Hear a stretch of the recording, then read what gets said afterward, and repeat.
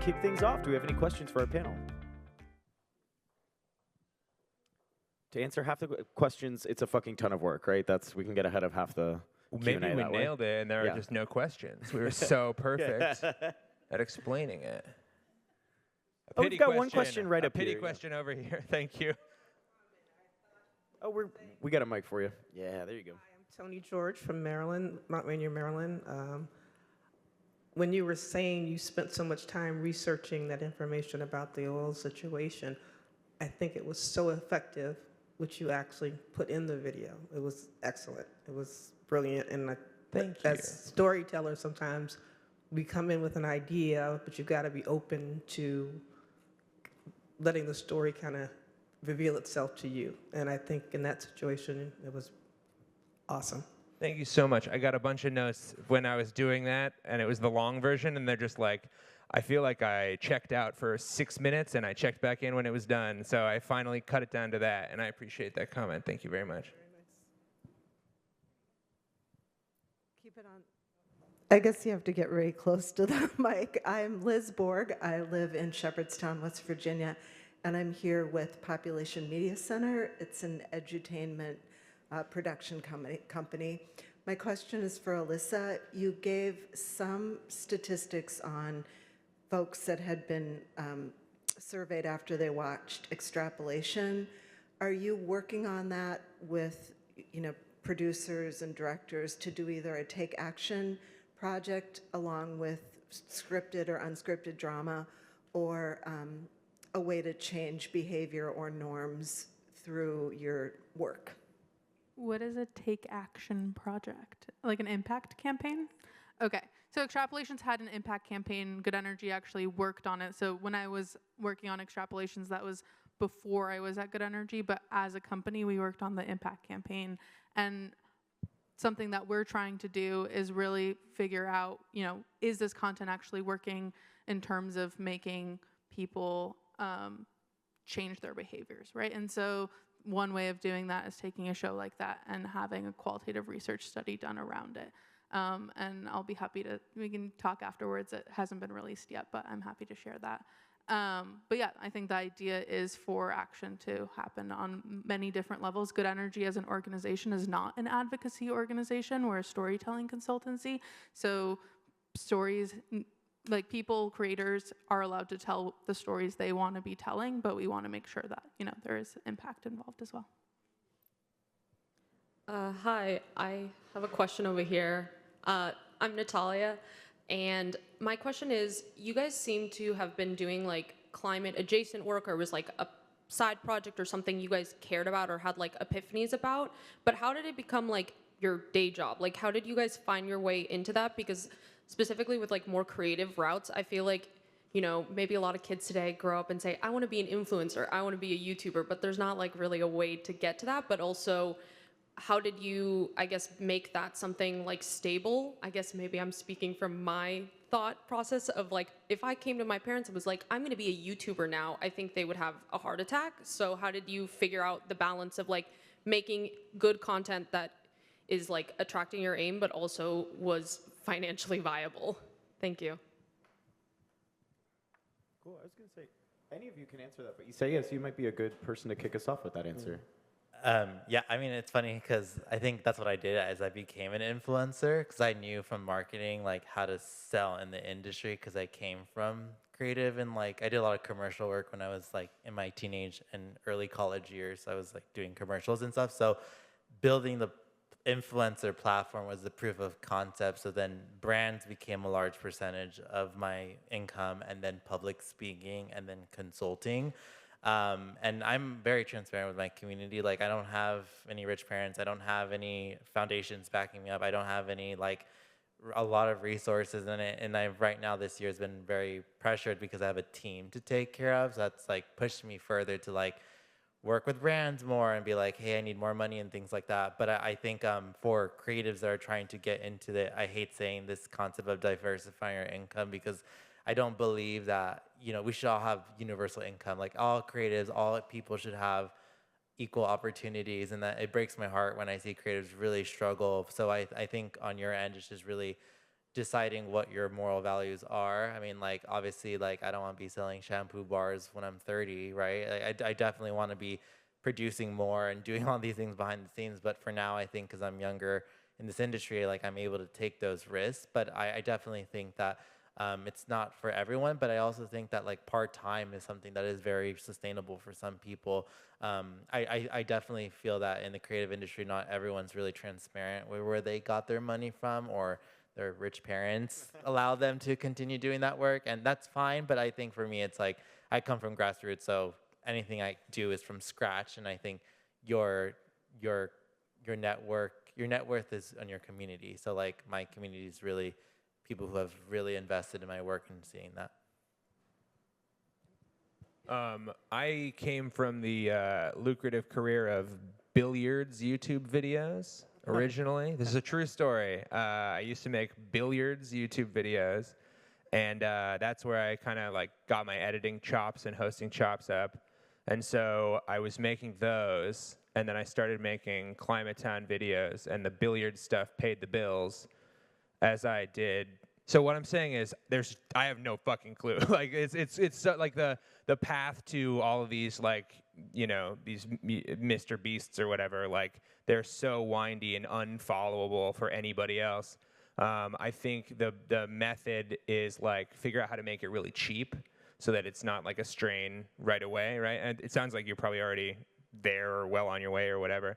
And then finding a path to monetization is tough but doable. So we started a Patreon page. That's where we get most of our funding right now. So Patreon's like a crowdfunding platform.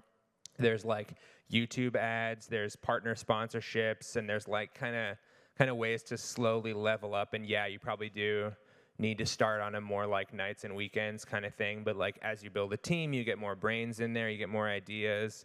And yeah, I mean, it's just like such a weird scattershot. I got like super duper lucky on a video that just like popped off on Reddit randomly, and then after that, like it was a little easier to do well on Reddit. But yeah, there's no like pipeline besides making the stuff that you really like, that you won't be bummed when like if it doesn't like click for an audience, like at least you made the stuff that you were like, this is actually good material. I think that's like a North Star, and for some reason it usually does. Like something clicks in, is my guess. I don't know. If I could also jump in, I would also recommend, just to kind of add to what Raleigh said, taking a look at what's out there in the landscape. And you know, I think a lot of folks will share, especially media companies, like small ones, will share best practices on how to edit their videos. You can take a look at formats. You can take a look at social sharing strategies. So I think consuming the thing that you want to be doing is really, really helpful to see like what the tropes are to avoid and what some like helpful structural things are. But yeah, digital media is wild. I think, are we all like random freelancers while pursuing our projects up here? No. I've crossed the Rubicon. It's a full-time job. Climate Town is your full-time job? That's right. I did it. Wow. We did it. Look at that. We did it. Thank you. Amazing. Hot crackers. I'm excited. All right, one Brooklyn comedian can get a full-time job, but only one on stage at a time. That's right. All right, we have a few more questions. Where's our next mic? We've got one question back here and a repeat up here as well. Hi, I'm Ros Donald, and I'm a communication professor at American University, and I teach a climate storytelling class. And a lot of my students come in thinking that telling stories about climate change is like telling stories about science. You're just like, how do we communicate science to people so that they get it and they believe?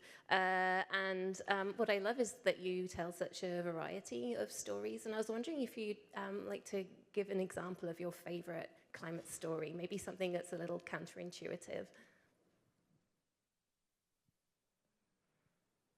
We go down the line here. Elisa, could we start with you?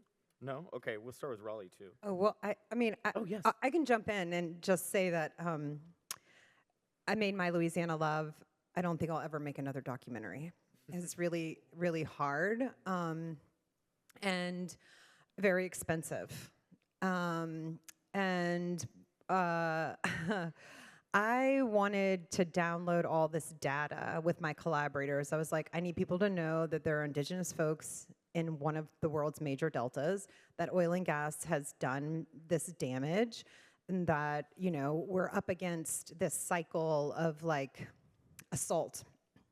And there's so much drama and trauma in My Louisiana Love, which puts a 100-year parentheses around this very intergenerational story from the Delta.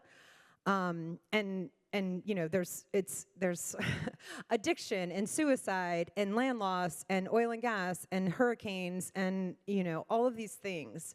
And I just wanted to, like, people to know why Louisiana matters. And so we had this real tension in the making of it, because they were like, okay, we're gonna have you cry here. You know, it was just like, what's your narrative arc? I'm like, oh my God.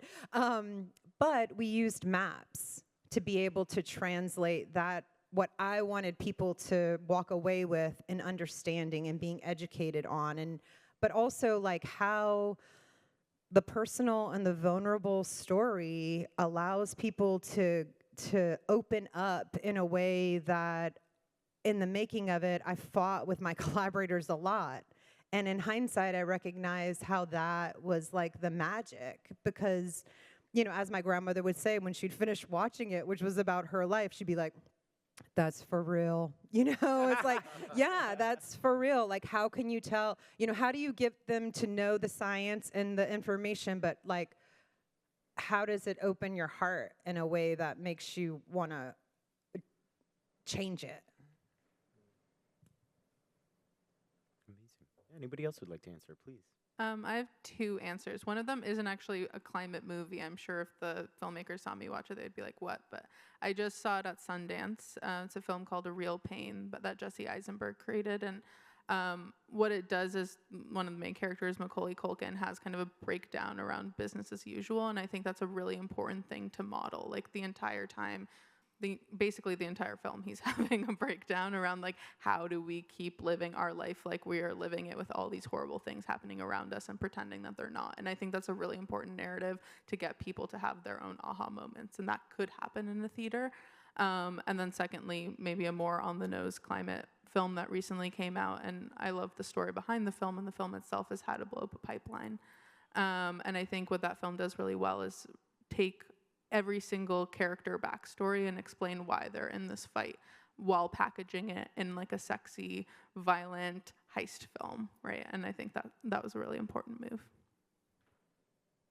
Did you read the book, How to Blow Up a Pipeline? I did. It is not the movie. It is not the It's movie. a historical look at, like, protest. The movie's really good, though. But they did get permission from Andreas Malm. Oh, yeah. They got the Malm okay. Awesome. My favorite climate story is always, like, the attempt to fool the consumers and the public by the fossil fuel industry. I just think there's like there's a natural sense of right and wrong in everybody, and I think it's so obvious how wrong it is for, like, this giant moneyed corporation to, like, lie and know they're going to get away with it because they've got enough money to, like, tie it up in court forever.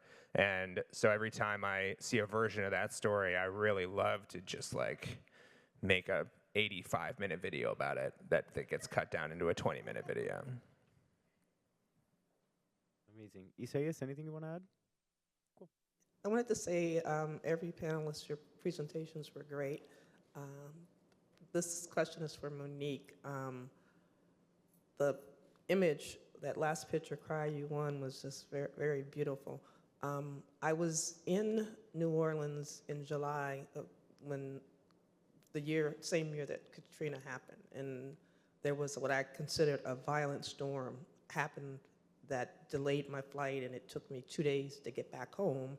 And then when Katrina actually hit, it was just so surreal to say, you know, people are living at the Superdome. We were there enjoying concerts and having fun, and, you know, a friend of mine who lived there happened to be out of town at the time and had a hard time getting in contact with family to find out how well they were doing, and just was traumatized and just went through a lot of anxiety and depression, you know, for a while until she could get back home and find out how family and her dog was doing. So I went back to New Orleans two years after Katrina, and I volunteered I was going to the Jazz Festival, and Habitat for Humanity was helping to do some homes in the Jazz Village. But I was just shocked to see how much had not been done 2 years later, and that people were still visually having to re-experience that trauma. When you were in that project, were you at all featured in your project? In Cry You One? No, In My Louisiana Love? yes. Yes. Okay. Yes. Because I was just going to say that I think you need to definitely be a part of that narrative in your stories. Yeah. You know, Katrina, it's funny to think that it's been almost 20 years now, and how that was such a moment where the planetary communities were like, oh my, you know, and then now how common these kinds of disasters are.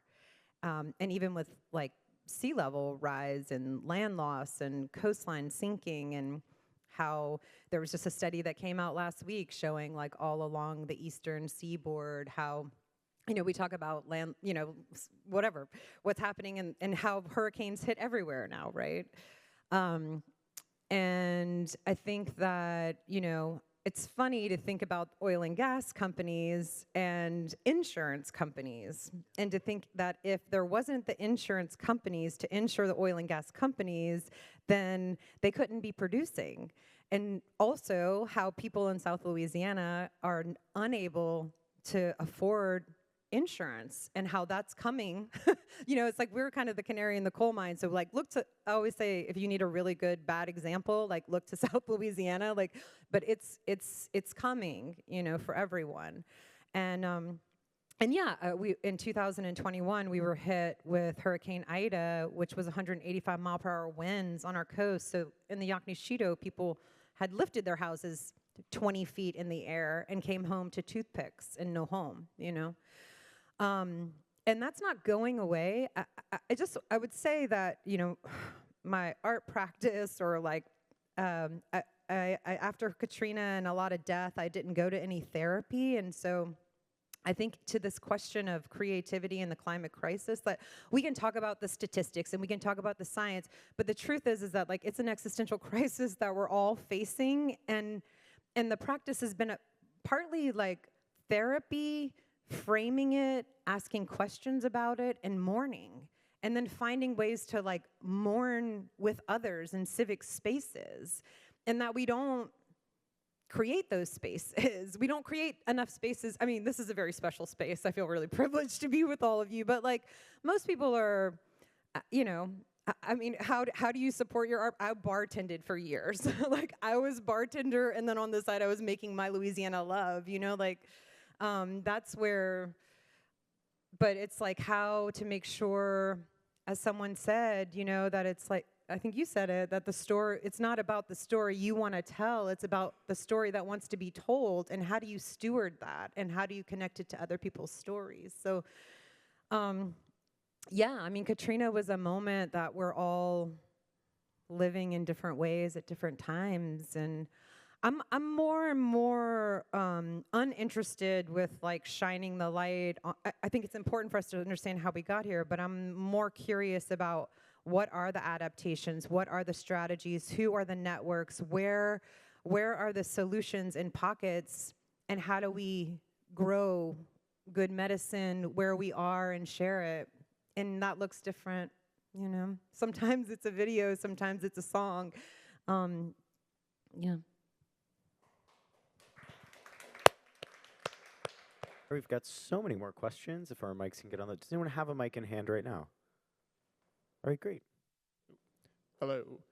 Hi, my name's Nick. I'm a film and media studies professor at Colorado State University. Thanks so much for your presentations. These speak to so many concerns I hear from my students every day. I wonder if you all could just share some of your experiences dealing with more moneyed interests that you run up against in your work. The work that you're doing is so important, and it flies directly in the face of capital, right? Like you're trying to make progress against really entrenched financial powers, yet you yourselves, you need financial support to create the content that you do. Can you talk about any experiences you've had with funders or maybe bad faith actors who've tried to greenwash your work or use it for purposes that you didn't originally intend, and maybe talk through some ways to deal with those tensions or overcome them?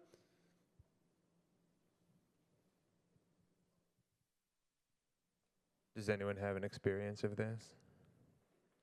I mean, I think for us, if we are talking about like Hollywood as a first category, how Good Energy was started was through qualitative research, or what we call deep listening practices. And we went and we interviewed hundreds of writers, screenwriters, agents, everyone at every level of the industry to really understand what the blocks were. And what we heard over and over again was climate change and abortion for the longest time were words you could not say in a writer's room. Sorry.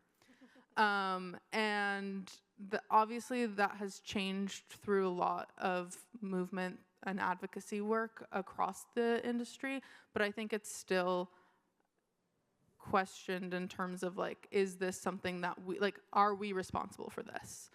Should we be talking about this? And we push back and say, yes, like your storytelling will be divorced from reality, right? And I said that in my presentation. And so I think with funders, we're often being asked how we are measuring the impact. That's the biggest thing that we're being asked. And that's why we invest so much in our research, whether that be the quantity analysis we saw.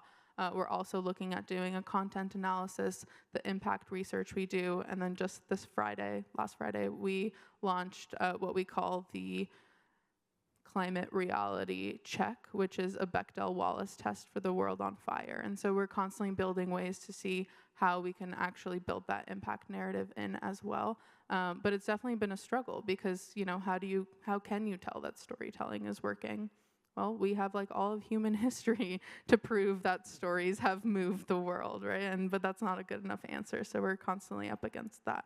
And in terms of bad faith actors, I feel like the most difficult thing is that as storytelling consultants, we're not actually writing the content, right? So we can make suggestions and we have to gently push people into certain directions, but that doesn't necessarily mean that our notes are always taken. So it's really learning, and that's why our team is made up of screenwriters as well, because we need to make sure that what we're saying is going to resonate with the creatives. So it's just about like, oh, they didn't take that note, and now that sounds, like that is factually inaccurate, or that's et cetera. And so just dealing with that mainly. Yeah, I think like from the individual creator lens, which is such a different landscape than the nonprofit or foundations, is that the Sustainable Jobs episode that I put out, a large company did approach me after they saw it on LinkedIn, and this company is obviously known for its huge environmental impacts, but it would have, essentially they would have funded a whole series. But I had to talk to my team, and I said, if I let them fund it, then I'll be permanently canceled online. I mean, it's like a huge greenwashing. I mean, they have a lot of violations, and I was like, I'm so counter it, but I know I need the money. But I did say no in good faith because I just know that that's just not where my values lie, and I know at the end of the day, why would I want to end my career because I took a 6-figure deal from a company that just was never really aligned, and I knew deep down that it wasn't for me. But I think the second thing is also just as content creators, we have to be very especially like as a brown creator in this content creator space, it's like I can be political, but I can't be too political, meaning that like I had contracts and funding removed because I advocated for a ceasefire. Now that our administration is calling for a temporary 6-week ceasefire, I got removed immediately. And obviously it wasn't between those lines of they said that's the reason. It was obviously like indications of we don't want to associate with yourself. So I think that that's where the political, being reprimanded in this space is horrible already, and knowing the fact that in the environmental space, there are people who have reprimanded me for those political views is heartbreaking because clearly we don't stand in the same theories of change. But I do think that for young people, it is very elusive when these large entities come and they're trying to sell you. And I think the best ways I say is that money will always come and go, and I know that there will always be the right people who will be there at the right time for me, but perhaps not now. But I know for young people trying to get a job out of college, that's the hugest struggle, where undergrads reach out to me wanting to work in my industry, and it's really hard where if I had a foundation or nonprofit to help me fund a fellowship program for young creatives to tell better stories in climate, that would be really, really cool. But I think right now, again, like when they ask me for impact, I'm going against nonprofits that have the more established impact reports versus me. It's like, how do you measure impact when you have less of a budget and you have only 2 people on your team? It sucks, and I think that's where it's hard to balance on that end. Measurement is super expensive for people that don't know. So in South Louisiana, our funding streams for creatives is pretty tight if it's not tied to the industries. So after Hurricane Katrina, the New Orleans Jazz and Heritage Festival became Shell's New Orleans Jazz and Heritage Festival. And Shell, Chevron, I mean, a number of these big dogs that operate in Louisiana are funding these cultural festivals and also art, music, theater, like that. So I've been tied to funding for projects that have come through the Jazz and Heritage Foundation, which is a Shell entity. And we get silenced as well. People don't fund us or try to, censor what we'd like to say. And I think that in the creative world, that is something that folks are very cautious about, in that, how do you do your work and also have resources for it. So it's really important in the South, and the South has been getting more attention in recent years, but it's also climate and indigenous rights and the South have been in the philanthropy world, things that people are oh, we want to fund there, and it feels a little bit right now that we're seeing that attention is moving away. And perhaps that's because of the politics or just where we're at on, but yeah, so yes, it's weird, and as they say, all money comes from tainted places, and what's the thing about tainted money? They taint enough of it, but I mean, it makes you feel icky, and but it's also how do you survive, and how do you make a living, how do you keep doing the work? I had never heard that taint enough of it thing. Oh, I'll just have to quote. That comes from a very well-known John O'Neill, who was part of the Free Southern Theater. That's awesome. I'm gonna remember that forever. I think we're just my YouTube channel Climatown is in a pretty lucky / enviable spot where we're mostly crowdfunded, and it's mostly people who give $1 to $5 a month. And it just provides a real ability to just focus on what we want to focus on and say what we want to say. Certainly, we also we'll do an ad at the end of every video, but we try to make it either completely a lateral ad, an online educational platform or something that we're really aligned with and that we're really that we use. There's a Peak Design is a company that makes backpacks, and I use their backpack, and they're like, hey, can we advertise on your video? Sure, yeah, I'll talk about your backpack. I love that backpack, And so that's kind of, the answer is unless you're in this wildly privileged place, I lucked my way into, there is I don't know how to navigate the space otherwise. It seems very, very difficult. Also, you teach at CSU? Do you know Dr. Dave Elisatori in the physics department? That is another billiards YouTuber. Believe it or not. I went to his house a couple years ago. We shot a cool billiards video. Check it out. His name is Dr. Dave. He retired early.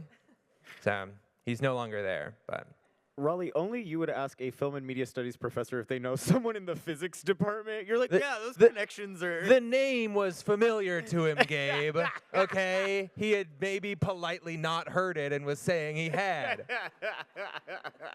It's called social terrorism. You put him on the spot. Can we bring that back? Kurt, do you have a presentation on social terrorism as well that we could go over? No, sadly. Yes. That's what my portion of the day was. That was the social terrorism. Do you have any more questions in the audience before I bring back the... I've got a quick point just for Raleigh. Since you made that presentation, your channel has gone up by 10,000 subscribers, and Mr. Beast has gone up by 100 million. So... 100 million? Yeah. Are you serious? Yeah. Or not. This is no, true. Honestly. I think that I also sounds did right. have a question about... so 100 million? I work and study in the... I have to make up now. You know that. Sorry. I didn't want to piss on your bonfire. I apologize. It's not a bonfire. It's a little match. Mr. Beast has bonfire. So in the sustainable filmmaking space, I know that you have, your team is like 4 people, and the impact of the productions that you make is not huge in terms of like carbon footprint. But when you like scale that up to like a Hollywood-sized production, this is just like a general discussion point. At what point does the line get crossed where it's no longer like worth making the project? Like the emissions are so huge based on the size of the project that it's the good that it does in the world doesn't then make up for the damage it's done creating it. That's a great question. I have no idea what the answer is. Probably, we're like vaguely in the early days of trying to pitch this as a show to like HBO or Hulu or like AOL.com or whoever will take it. I don't like Lowe's Home Improvement Plus or whatever. I don't care. Actually, probably not Lowe's. I think they're politically dubious. Well, whoever, not Lowe's, Home Improvement or whoever's fine. I don't know. Okay, cut all that. AOL. We're all fine with AOL. My dad still uses an AOL email address. Anyway, I think the show that the prospective show that we would do would have that in mind going in, so that it would be like that would be part of the show. Is like a consideration of like exactly what the show involves on an impact level, and throw it over to alley-oop. We always, use the Bill McKibben quote, hypocrisy is the price of entry for admission. And I think that as long as the fossil fuel industry is still pumping, I think it's similar to an individual action narrative. If you're like, and yes, a general Hollywood production, I think is something like, please don't quote me on this, but it's something like 7 times of an average American person's lifetime. Like that's the amount of carbon that is produced, which is huge. And I'm not discrediting that at all, but I think that storytelling has immense power in the space and will be the needle that we need to move in order to get us to a better future. And so I think that, people like Earth Angel are doing amazing work, and we need to talk about seriously decarbonizing the sector.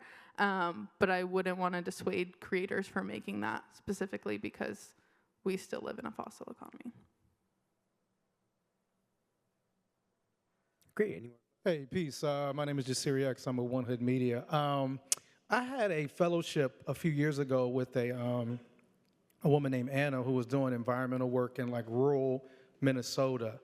And so because of that, she wasn't able to use the word climate change because of the pushback. You know what I'm saying? Like climate change is like, oh, that's the left. And so she actually was talking about it and using the term extreme weather, which I actually think is a better frame personally, because even climate change kind of sounds like, oh, it's just a change, a couple degrees, So I just wonder if you all think about when you're kind of putting together your thing or your things around climate, like kind of reframing this issue or frame it in a way where it can maybe reach folks who have kind of been brainwashed to the idea that like when you say climate change, you're automatically like funded by George Soros and this is all some type of game to like, trick people.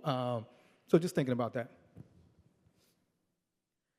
Yeah, I'm gonna start using extreme weather more all the time, especially now with what's going on in Louisiana. But yeah, I think that the words that we use really matter. And also, I think that, our audience, being in a place like South Louisiana where like, all of the consequences of capitalism side effects are like right in your face all the time.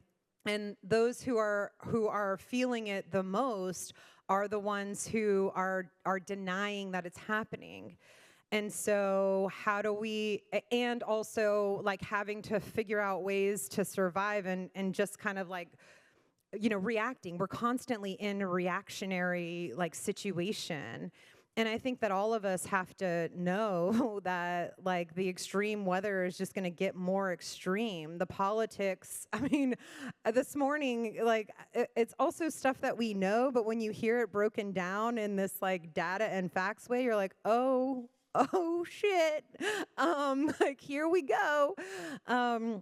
So yeah, I think that, definitely like how we use words and also like what I can say here in this room, I wouldn't say at home down the bayou with my cousins in the same kind of way.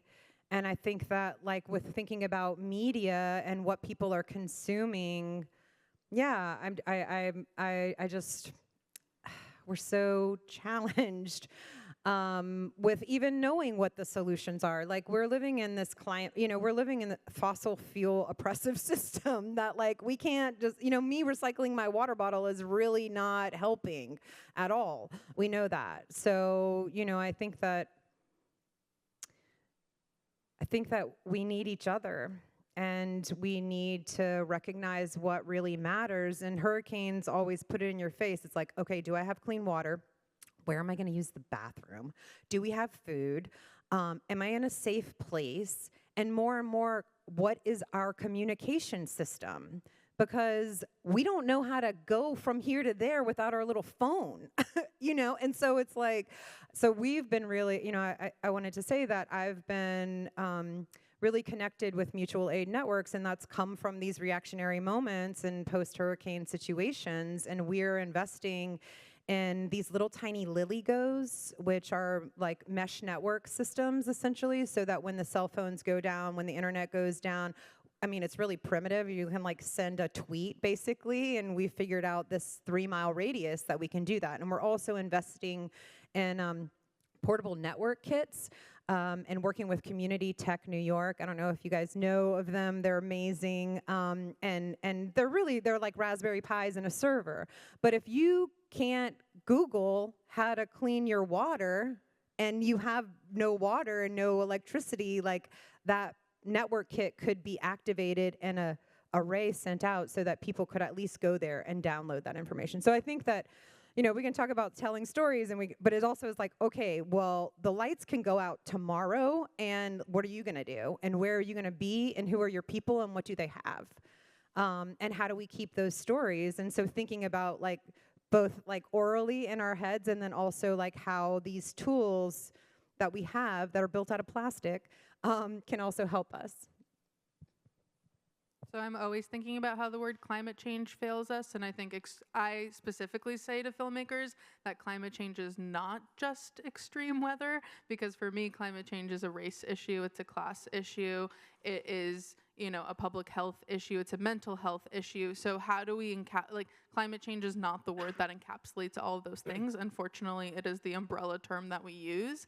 But like I guess my point would be that, every single time that I'm defining that term to writers, it is about how does this actually impact us as humans, and it does so differently to each of our identities, and I think that's just a really important.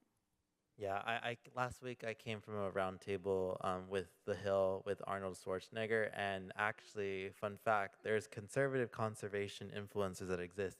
And we actually had a bipartisan discussion where they brought 5 Democrat environmentalists and 5 Republican environmentalists, and Arnold Schwarzenegger said that he doesn't like climate change and he likes the word pollution. And, you know, I obviously don't always agree with some of the things he said, but he said during his time, you know, when he was the governor in California, that it helped him bring people together. And I remember when I had a debate, the conservative conservation influencer, I don't know what they called them, but it was very uncomfortable conversation, is that I think we agreed that, yes, we can change the language when it comes to just introducing the topic of pollution and, like, you know, extreme weather. I think what we disagreed on is that the follow-up for policy. So, like, their definition of what equity and justice meant was a bit different what it means to me from a grassroots perspective.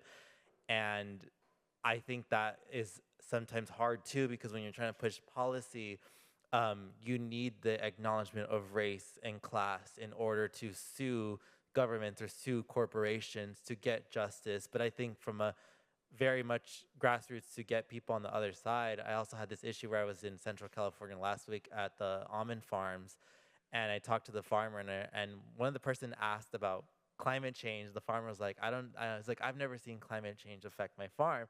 And and then I stepped in, I said, what are the things that you struggle with as a farmer during, you know, extreme hot days in the summer? And then he told me, basically he admitted that climate change is real, but it was like, I don't see climate change. So I do think that there are certain people that are able to discuss and come together, especially from rural areas that really suffer through this, and also urban areas. But I do think that, like, when it comes to bipartisan policy, that's where I think it gets messy. I got a real short answer. When I sometimes find myself not using the term climate change until minute 20 into a video, just because, like, it's such a broad concept that encapsulates so much, and, like, rarely is anyone talking about climate change, right? They're usually talking about, like, LNG exports in the Gulf Coast, or how that's going to impact our carbon emissions, and, like, all of these are like, yeah, they're climate change adjacent, but it's such a big umbrella term that, like, if you cast a nice wide net about, like, hey, America's parking lot policy is fucking crazy, and let me tell you all about it. Let me tell you the history of parking and this thing, and then minute 20, it's like, and all this affects climate change. You know, like, there's something about, like, if you reach out with an olive branch of, like, justice or morals or something, I think you can really lasso a nice big squad. I have a question about the impact of warfare on the environment. Has there been any film or any kind of media content or journalism around the issue of warfare and war on the planet? For sure, yeah. I don't have a specific example, but, like, I've definitely seen some stuff. I think it's getting covered pretty regularly. Yeah. Do we have any more questions? Oh, great. Thanks for each of your work. Really appreciate it. Max Boykoff, University of Colorado. I guess just following up on that, I mean, I'm thinking about in like 4 hours, we're going to hear the State of the Union address, and we're a little bit skittish about how and whether President Biden's going to talk about climate change. Can you talk, I appreciated your response just a minute ago, but could each of you talk a little bit more about what you think your roles are in helping find common ground, and how you think creativity and entertainment ought to do that? Should do that? Yeah, I think everybody's operating on a very different set of facts. You know, like, we're effectively having two different conversations at the same time, and I think, like, the political schism is very much talking past each other. And maybe the way I look at it is like, let's like show where the facts are evidenced, and, like, what does this story tell, and then maybe the conversation after that can be about, like, coming together and unifying. But I think, like, where it's sort of at square zero politically with the, like, complete disagreement on what the state of affairs is. So that's depressing. Sorry.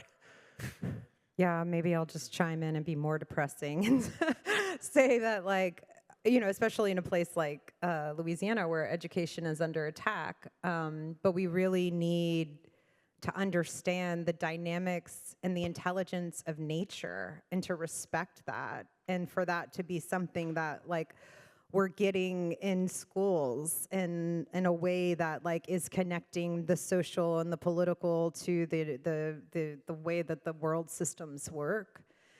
I also think, which I kind of said before, but I'll just say again, that we need more spaces where people who are coming from different backgrounds with different information to be able to be in the same space and share in witnessing to where we are and wrestling with that. And so the Land Memory Bank and Seed Exchange, which really came out of this theater performance, Cry You One, where I welcomed 15 people into like a geodesic dome, essentially, that was covered with palmettos.